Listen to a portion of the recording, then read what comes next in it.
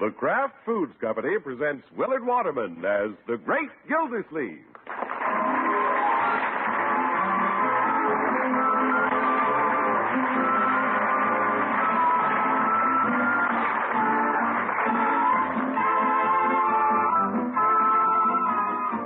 The Great Gildersleeve is brought to you, partially transcribed, by the Kraft Foods Company. Kraft, makers of the one and only Miracle Whip salad dressing. We say one and only because there just isn't any other salad dressing like Miracle Whip. Miracle Whip is different, and it tastes different. Miracle Whip tastes so good, it's become the most popular salad dressing ever created. More Miracle Whip is sold than the next 20 leading brands of salad dressing combined. Try it. Make your salads better tasting with the one and only Miracle Whip.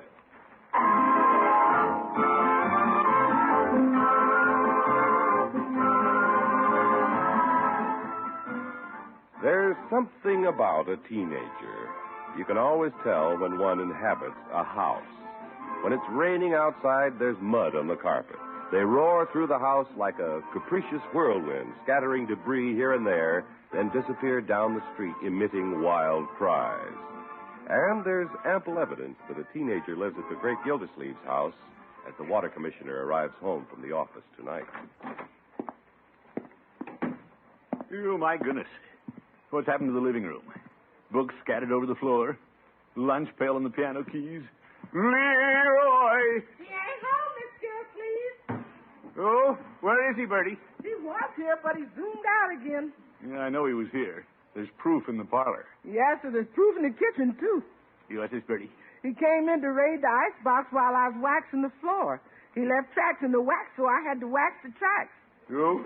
Mr. Gildersleeve, all I got to do is wax the floor and turn my head, and there's tracks.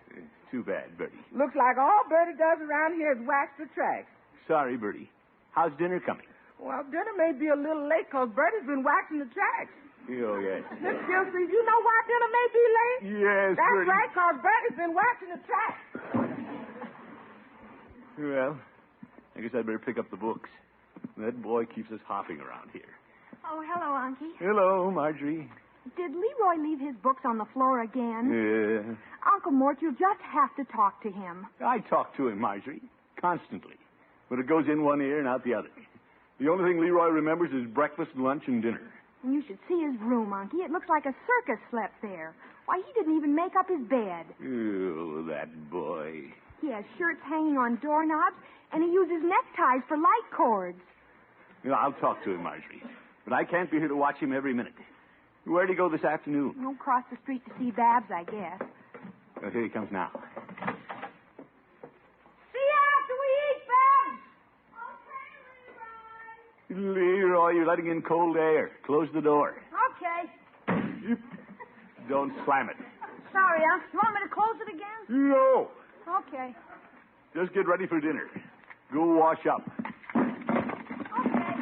Leroy, don't leave your roller skates in the middle of the hall. No. And please keep your books off the floor. And you didn't make your bed this morning. Well, gosh, why make it up? Right when it's getting comfortable. Leroy, you make up that bed. And don't leave those skates on the floor. And go wash for dinner. Wait a minute. What do we do first? Wash, make up the bed, or pick up the skates? Dinner's ready. Or eat. Just a minute, Bertie. Maybe I better go eat. Young man, you go up and wash your hands. I think I'll go along and take a look at your room. Okay. What's this about using neckties for a light cord? That's my own idea.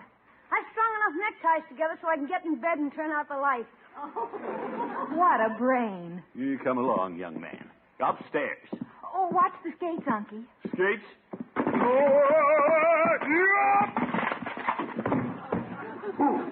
Oh, you hurt us. Darn kid. Leroy, I thought I told you to pick up your skates. I was going to, Unc, but you told me to do so many things I didn't know what to do first. Gosh, everybody's always yapping to me about what to do. No wonder I get confused. Leroy, if we didn't tell you, you'd never get anything done. How do you know I wouldn't? Well, we know you, Leroy. You wait to be told everything. Oh, gosh, by now it's a habit. I probably wait for it subconsciously. Yeah, that's the trouble with you. You're subconscious. No, Marjorie. You tell me to do so many things, I don't have time to do anything on my own. Do this, do that, don't do this, don't do that. Boy, do I wish nobody would tell me to do anything. Would I do it? You mean you would or you wouldn't? I do it. The minute I get home, people start picking on me. I know what to do and what not to do. I'm not a little kid anymore. Well, Leroy, we don't like to nag. Ah! Well, we don't. But you still need guidance. Well, if you'd lay off me for a while, I bet you'd be surprised at what would happen. Yeah, I'll bet we would, too. Yeah, all right, Leroy, I'm going to take you up on that. Yeah? For 1 week, nobody around here will remind you what to do. Are you kidding? No, I'm not. You have your little chores. You know when to study. You know when to go to bed and when to get up. In general, you know what's expected of you. It'll be up to you to follow through without being told. This will be a lesson in self-reliance. Boy, this will be keen. Just remember, one slip and the deal's off. Now go wash up for dinner. Unc? Yes, Leroy? You weren't going to tell me what to do. Oh, sorry, my boy. And just to show you how things will work, I left my sweater outside, and nobody has to tell me to run out and get it. You're a good boy, but don't slam the door. This will never last a week.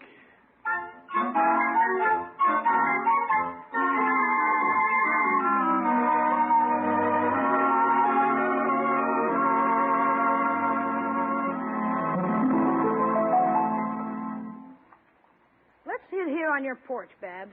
All right. What time is your uncle calling you home tonight, Leroy? He isn't calling me home. You mean you can stay out as long as you want? No, I'll go home at 9 o'clock as usual, but Unc isn't going to call me the way he would a kid.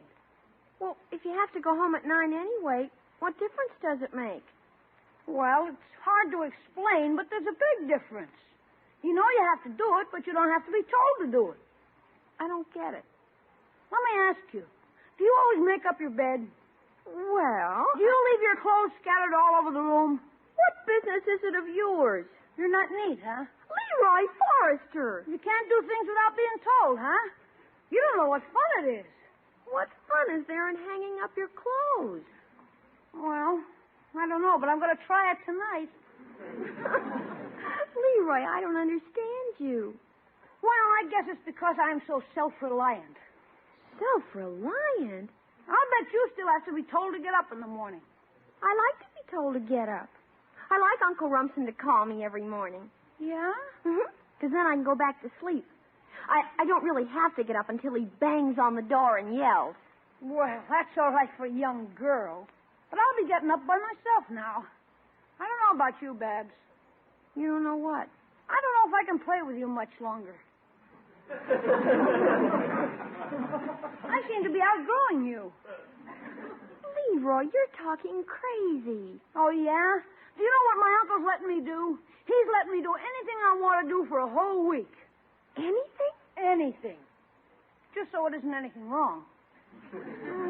Uncle Rumson's always telling me what to do. Well, you probably still need guidance. Besides, you're a girl. That has nothing to do with it. I'm going to have a talk with Uncle Rumson. He'd never let you get by with anything. He's too hard-boiled. All right, Smarty. Here comes Mr. Gildersleeve now. Yeah? You looking for me, Unc?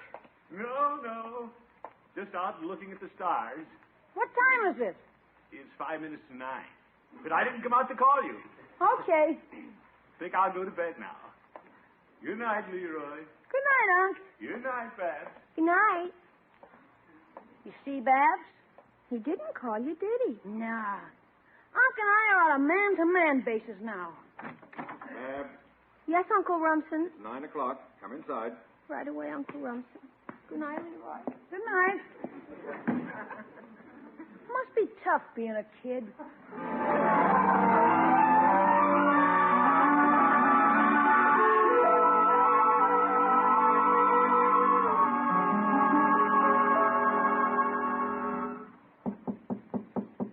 Uncle Rumson, Babs, aren't you in bed yet? It's 2 minutes past 9. I know. May I come in your study? Well, I suppose so, if it's important. Thank you. Well, now, what do you want? I just want to sit on the arm of your chair and talk. This is so comfortable. Can't we talk in the morning? I'm reading. I have to talk now, Uncle Rumson. I've just decided I'm not going to be a problem every morning. I'm going to get up all by myself. You'll never have to beat on the door again. Babs, you've stayed up too late. You're tired and hysterical. Now go to bed. I mean it, Uncle Rumson. You won't have to tell me to get up, and you won't have to tell me to straighten up my room. What are you after? Me? Let me see now. It isn't Christmas. You've had your birthday, and I've given you your allowance twice. You're wonderful, Uncle Rumson. That's why I want to do something nice for you. You do? I want to relieve you of the horrible responsibility of me. Are you well, child? Perfectly. But I'm not a child. In fact, it just occurred to me that you do all my thinking for me. Well, if there's thinking to be done, it should be done right. Uncle Rumson, from now on, I want to make my own decisions. Babs, where did you get this silly idea? Well, Leroy makes his own decisions now. Mr. Gildersleeve doesn't do his thinking for him anymore. Then there's hope for the boy. Mr. Gildersleeve isn't going to tell Leroy to do anything for a whole week. Leroy can go to bed when he pleases and get up when he pleases. And he doesn't have to consult his uncle about going to the movies or anything. Gildersleeve is permitting all this? Why, he's undermining the neighborhood. He is not. Mr. Gildersleeve is a very modern uncle. He represents progress. If that Neanderthal numbskull represents progress, I'm taking the first rocket to the moon. Uncle Rumson, do I or do I not get the same privileges as Leroy? You do not. You're still a child. If I am, it's because you won't let me grow up. Babs. Good night, you. You old-fashioned uncle, you. Old-fashioned? What do you... She slammed the door. She's never done that to me. She's becoming incorrigible. Gildersleeve will pay for this.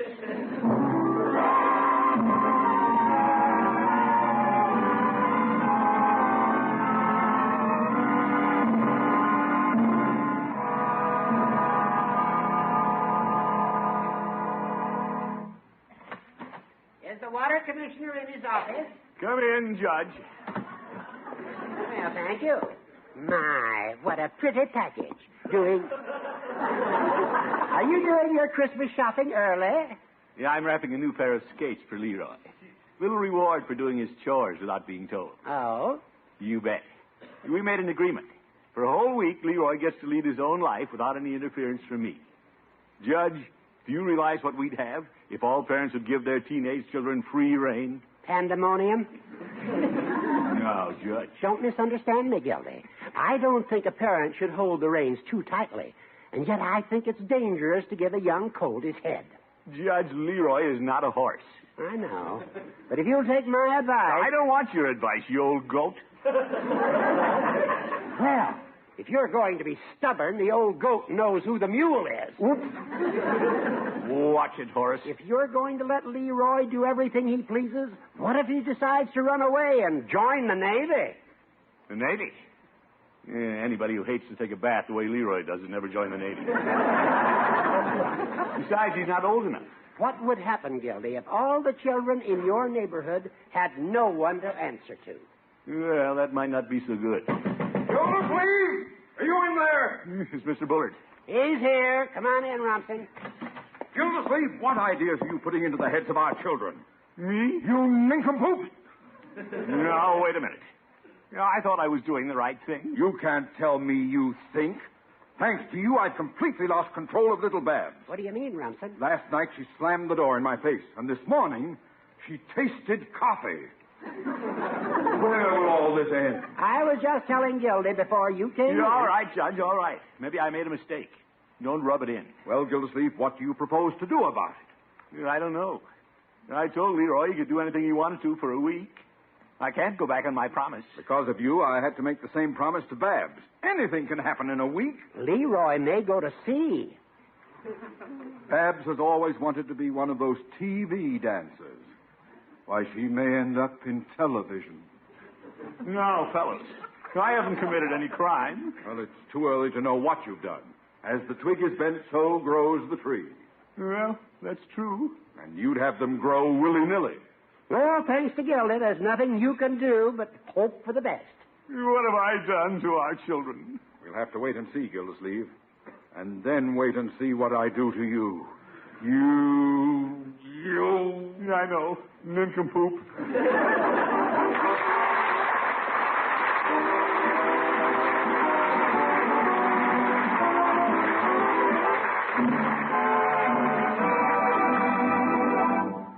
The Great Gildersleeve will be back in just a minute. Here's a wonderful way to make meatless Lenten meals tempting and satisfying. It's easy. Just serve salads often. Make them bigger and better than ever, especially attractive, hearty, and good tasting. And don't worry, those salads will be especially good tasting if you make them with delicious Miracle Whip salad dressing. Miracle Whip gives salads marvelous flavor, a flavor that's peppy, lively, teasing, yet not a bit too sharp. It's a flavor millions of folks everywhere call just exactly right. It's a flavor you won't find in any other salad dressing because Miracle Whip is actually a different kind of salad dressing. It's made from a secret Kraft recipe that combines the qualities of old-fashioned boiled dressing and fine mayonnaise to give you the best of both. Try it, just one taste, and you'll know why Miracle Whip has become America's favorite salad dressing, outselling the next 20 leading brands of salad dressing combined. For your luscious fruit salads, for colorful vegetable combinations, for shimmering gelatin molds, for delicious salads, use Miracle Whip. Put a jar of Miracle Whip in your shopping basket tomorrow. Just be sure you see the name Miracle Whip on the jar you buy. There's only one Miracle Whip salad dressing, and it's made only by Kraft.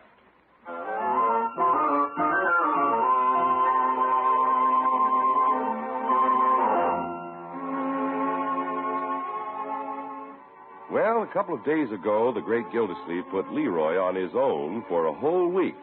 He isn't telling the boy what to do. In fact, Leroy is doing as he pleases.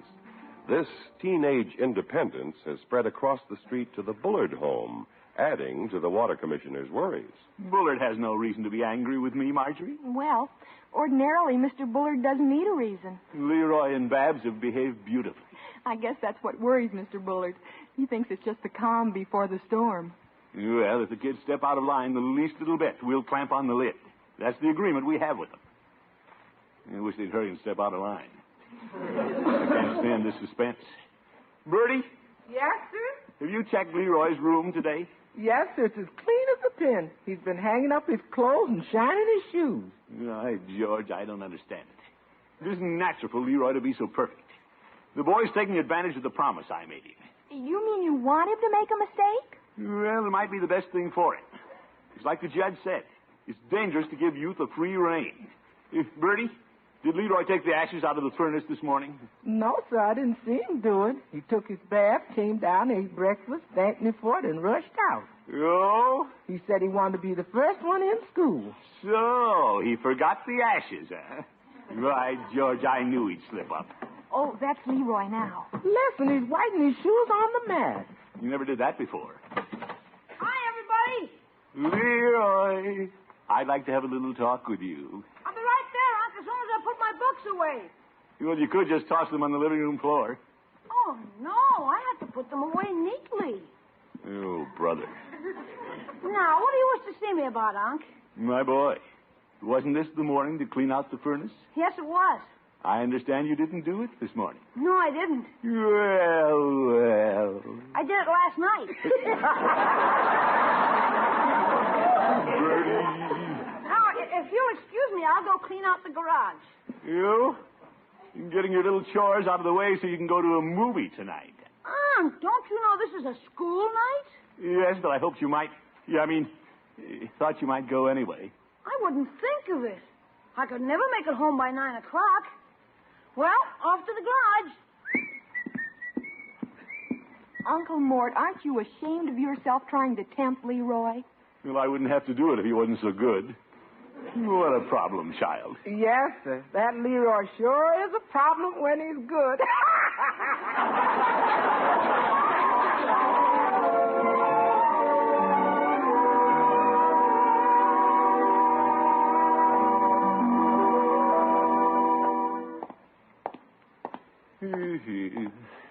Another couple of days and the week will be up.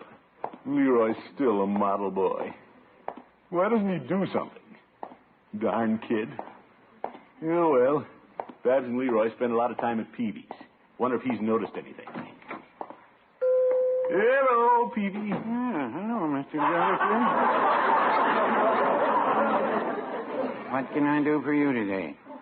Peavy, has Leroy been drinking many sodas lately? No. In fact, I believe the pharmacy's losing money on Leroy this week. He reads the comics, but he hasn't bought anything. No? He puts them back in the rack and goes out jingling his money. He doesn't like the boy to stay within his allowance. He isn't on the books for anything, is he? No. I have a little bill for you, though. Am I overdue, Peavy? Well, it was due on the 10th. Of course, this is only the 27th. Well, now it's closer to the 10th of March than the 10th of February. I'll pay it then. Very well. You'll understand if I wait till next month to pay my water bill. Yes. Mr. Gildersleeve, why are you so concerned about Leroy? Well, Bullard and I are letting Babs and Leroy make all their own decisions for a week. And it's working so well that I'm worried. You don't say. It isn't right for youngsters not to have to come to their elders for guidance. But if they're doing all right... They've been lucky, Petey. And so have we. And thank goodness this week will soon be up. And Bullard and I can pick up the reins again. Mr. Gildersleeve, what if the kids don't want to hand over the reins? That's it? Well, if they improve, and they prove that they can accept responsibility and don't need your guidance, what can you say? Peavy, I'm afraid you're right. That's why they've been so good. They have no intention of giving us back the right to tell them what to do. Yes, they haven't. And it stands to reason that teenagers need the counsel of older heads. Yes. It's too much to expect that they'll make the right decision every time. Yes. Leroy wouldn't be the fine young man he is today if he hadn't had me to look to. No, I wouldn't say that.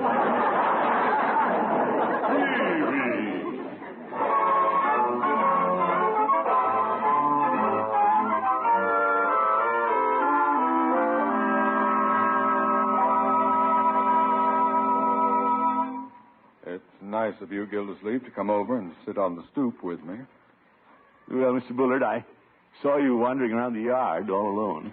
Well, I have felt a little lost the past few days. Yeah, I know what you mean. I suppose it's because of Babs. Because of her independence, she's grown away from me, Gildersleeve. Well, Leroy and I don't seem to be pals anymore. We haven't had a quarrel for days. Frankly, Gildersleeve, I'm glad this week is up tonight. I can hardly wait to begin helping Babs make decisions again. Well, I'm not so sure we can do that, Mr. Bullard. Why not? As Peavy pointed out, if they've earned their independence, we can't take it away. Oh, Gildersleeve, they can't be independent. They're not old enough. They have to be told what to do. They've been doing everything they should. What can we tell them? Well, we can tell them. We could tell them that we... Gad, Frey. What can we tell them? Babs has been an angel. It's hard to believe, but Leroy's been perfect, too. You know, I can't supervise him anymore. There's nothing to supervise. Gildersleeve, I just had a horrible thought. Oh? The children no longer need us. We've lost them. Our little birds have tested their wings and have flown away from what they once considered their sanctuary. Yeah. We're just a couple of old bird nests.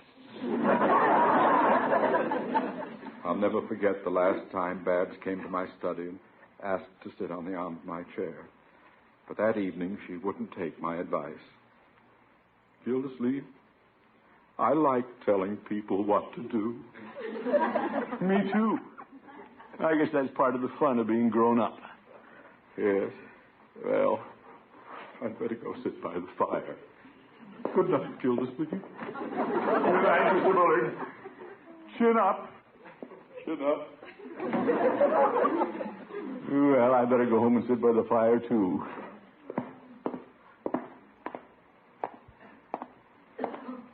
Say, is that Leroy's bike sitting right in the middle of the driveway? How many times have I told him not to leave it there? I'll have to have a talk with that boy. Evening, Miss Gildersleeve. Oh, hello, Bertie. What are you doing? I'm cleaning up the front yard. Who? That Leroy made a kite and left strings, paper, sticks, and glue all over the front yard. You did? And you ought to see that room of his. It's a wreck. Well, wonderful. What's so wonderful about that? Leroy slipped at last, Bertie. Yes. Here, look at the parlor. School books all over the floor. What a beautiful sight. Yes, sir. Gildersleeve! Oh, here's you, Mr. Bullard. I've just made a most marvelous discovery. Babs forgot to tidy her room. She did? Life is beautiful again. Well, look at my parlor. Books strewn around. Oh, lovely, lovely. Hi, everybody. What's going on? Leroy, my boy. Yeah, it's me. Leroy, don't you leave them roller skates in the middle of the hall. No, Bertie. Leroy, I don't understand this. Your bike in the driveway, books cluttering the floor, your room was shambles. What happened? Well, gosh, Uncle Week's up. And am I glad? You are. Boy, it's rough having to remember everything yourself. You don't have time to have any fun. The heck with it. I'm sick of it. Did you hear that, Bullard? I certainly did. What a fine boy. You bet. Come on, Bullard, let's celebrate. Oh, watch out for the skates, Gildersleeve. Skates? Yeah. Poof. Are you hurt, Gildersleeve? Not a bit. It felt good.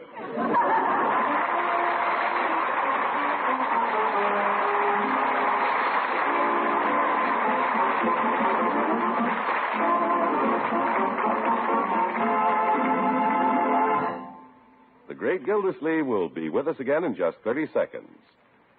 There's no trick to making really good deviled eggs if, and this is important, if you make them with Miracle Whip salad dressing. When you add Miracle Whip to that egg yolk, you're adding wonderful flavor, a lively, teasing flavor that's just sharp enough. It's a delicious flavor no other salad dressing can give you. Try it. For the best deviled eggs you ever tasted, and for wonderful salads, be sure the salad dressing you use is the one and only Miracle Whip salad dressing.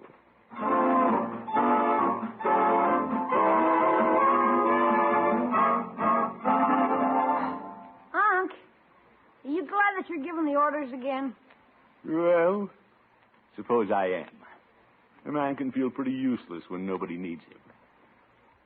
By the way, 9 o'clock, Leroy. Oh. Bedtime. Okay. As soon as I finish this book. How many pages do you have to go? Let's see. 105. Leroy, put down that book and go to bed. And put your bicycle in the garage. You pick up the newspapers you left on the dining room table. And get your galoshes out of the living room.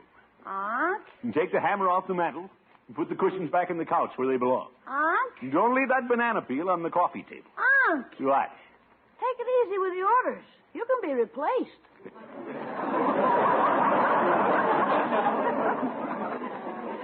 By George, he's right. Good night, folks.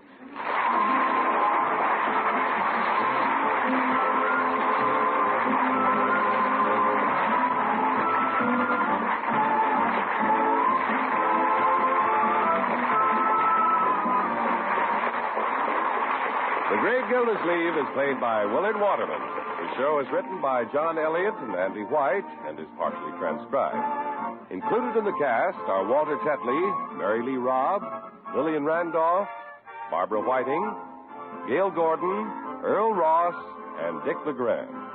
Musical compositions by Jack Meakin. This is John Heaston saying goodnight for the Kraft Foods Company, makers of the famous line of Kraft quality food products. Be sure to listen in next Wednesday and every Wednesday for the further adventures of the Great Gildersleeve.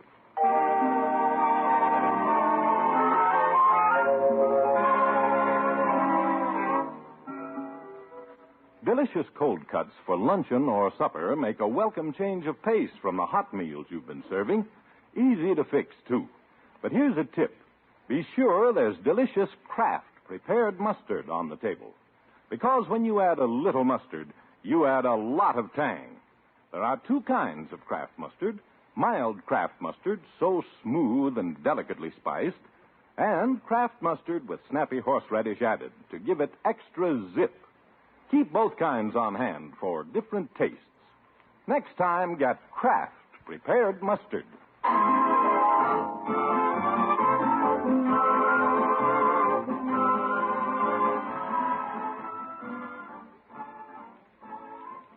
Stay tuned to Groucho Marx and You Bet Your Life, next on NBC.